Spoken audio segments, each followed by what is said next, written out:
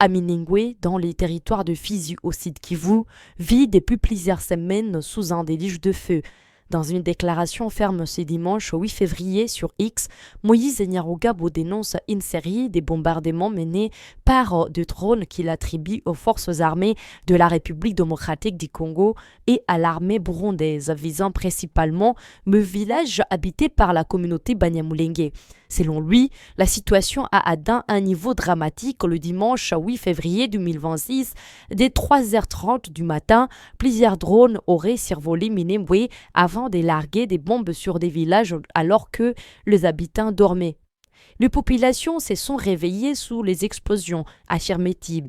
Les localités des Buchumbi, Mutunda, Rubemba et Karongi figurent parmi les zones touchées avec de morts et de blessés civils. Moïse Nyarugabo rappelle que ces attaques ne sont pas isolées. La veille, le samedi 7 février, Rugezi et Rwitsankoukou auraient été bombardés. Le vendredi 6 février, les communes de Baruta auraient été frappées vers 20h30. Le 1er février, 8 drones auraient ciblé plusieurs localités, suivis le 30 janvier par 12 drones qui auraient risé Point Zéro, Witsankoukou et Rugezi. D'autres frappes auraient encore eu lieu le 30, le 24 et le 22 janvier, touchant notamment Mokoko, Gakenke, Viziba, Runundu et Madegu. Pour Moïse Nyarugabo, il s'agit d'un acharnement meurtrier dérivé contre Minembwe et le Banyamulenge. Il met directement en cause le président congolais Félix-Antoine Tshisekedi et son gouvernement, ainsi que le président burundais Évariste Ndayishimiye, qu'il qualifie de partenaires des crimes.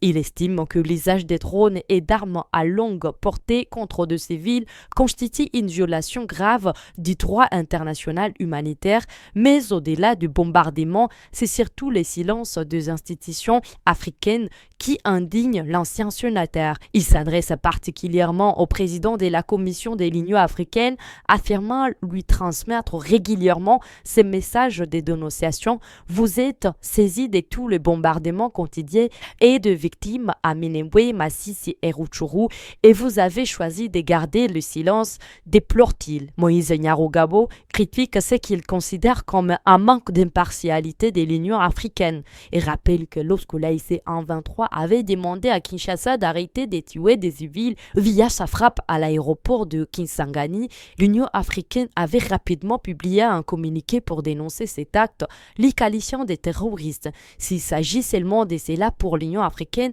alors pitié pour l'Afrique, lance-t-il. Il appelle l'organisation continentale à dénoncer sans distinction les crimes commis par le gouvernement, à condamner l'usage des mercenaires et à faire respecter le principe et normes de l'Union africaine. À défaut, prévient-il, l'institution perdra toute crédibilité morale face aux populations victimes.